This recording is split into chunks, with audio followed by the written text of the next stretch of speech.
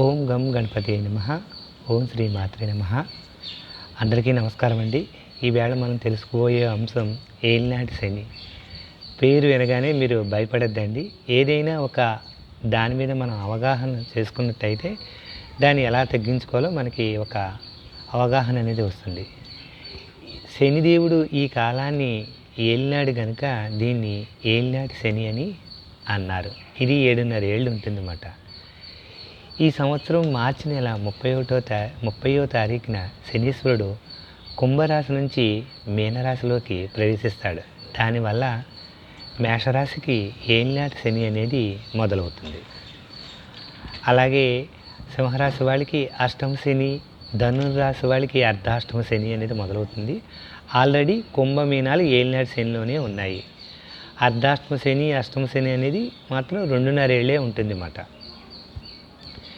మనం ఈ కాలాన్ని ఎలా అర్థం చేసుకోవాలి అంటే శనీశ్వరుడు చాలా నెమ్మదిగా ప్రయాణం చేసే వ్యక్తి అన్నమాట. అందువల్ల ఏంటంటే ఇక్కడ ఈ కాలంలో అన్ని పనులు కూడా కొంచెం స్లోగా అవుతాయి.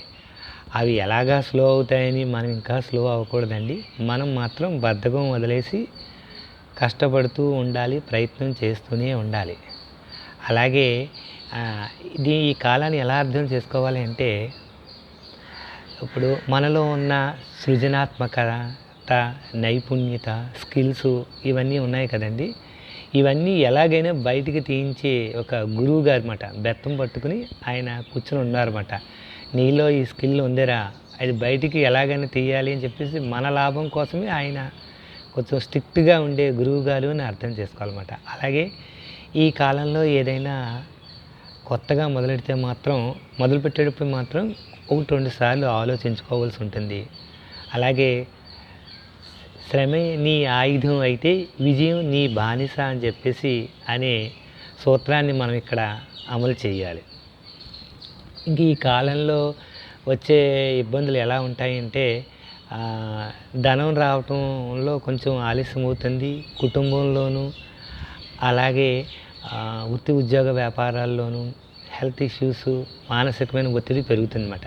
అంటే ఇవన్నీ ఇప్పుడు ఏలినాటి శని వచ్చిన అందరికీ వచ్చేస్తాయని కాదండి. ఇది గోచారంలో మాట. ఇది గోచారం అనేది కేవలం 30% మనకి అవుతుంది. మిగతా 70% మన జన్మజాతకం బట్టి ఆధారపడుతుంది. అంతేకాకుండా గురుబలం ఎక్కువగా ఉన్న, దశ బాగున్న, అష్టక వర్గులని కొన్ని పాయింట్స్ ఉంటాయి ఈ రాసుల్లో. అవి ఎక్కువగా ఉన్నా దీని యొక్క ప్రభావం అంత ఎక్కువగా ఉండదండి. మరి దీన్ని తగ్గించుకునే రెమెడీస్ ఇప్పుడు చెబుతున్నాను. అంటే నేను చెప్పినవన్నీ మీరు చేసేయాలని కాదు. తీవ్రత ఎక్కువగా ఉంటే అన్నీ చేసుకోవడం మంచిది. పెద్దగా తీవ్రత లేకపోతే మీరు చేయగలిగినవి చేయండి. శనీశ్వరుడు గ్రహానికి జపం చేయించడం, దానం చేయటం, నువ్వులు, హోమం, అలాగే హనుమాన్ చాలీసా పారాయణం, శివుడికి రుద్రాభిషేకం, ఇలాంటి అలాగే నలమహారాజు చరిత్ర, కర్ణుడి చరిత్ర చదువుకోవటం. ఇక్కడ చదువుకోవడం అంటే కేవలం చదివి వదిలేయటం కాదండి. వాళ్ళు ఎన్ని కష్టాలు పడ్డారు, వాళ్ళ కష్టాలతో మన కష్టాలు ఎంత అని ఆలోచన చెయ్యాలి. అలాగే రోజు వాకింగ్ చేయటం, ప్రాణాయామాలు చేయటం, మెడిటేషన్ చేయటం, రావి చెట్టు చుట్టూ ప్రదక్షిణాలు చేయటం, ఇవన్నీ చేయటం వల్ల మనకి ఏంటంటే ఒక పాజిటివ్ దృక్పథం అనేది మన మనసులో మెదులుతుంది. అలాగే వచ్చే శనీశ్వరుడి యొక్క నెగిటివ్ ఎనర్జీ కూడా చాలా మటుకు తగ్గుముఖం పడుతుంది. లేదా మనం దాన్ని తట్టుకునే శక్తి అయినా మనలో డెవలప్మెంట్ అవుతుంది. అంతేకాకుండా శనీశ్వరుడి యొక్క దృష్టి లెపర్సీ అంటే కుష్టివ్యాధి ఉంటారు కదండి, వాళ్ళ మీద, వికలాంగుల మీద, వృద్ధుల మీద, అనాథల మీద, వీళ్ళందరి మీద ఉంటుంది. వీళ్ళందరికీ మనం సేవ, వీలైతే ధన సేవ చేయటం, ధనం ఏమన్నా ఇవ్వగలిగితే ఇవ్వటం, లేదు అయితే వస్తు రూపేణా కానీ వాళ్ళు ఏమన్నా తినడానికి తీసుకెళ్ళటం కానీ. సేవ అంటే కేవలం గుళ్ళోదే చేసేదే కాదండి, ఇంట్లో పెద్దవాళ్ళకి చేయొచ్చు. అలాగే పర్యావరణ పరిరక్షణ కూడా సేవలకే వస్తుంది. నెక్స్ట్ ప్రకృతిని మొక్కలు పెంచడం, అవి కూడా ఒక సేవలకే వస్తుంది.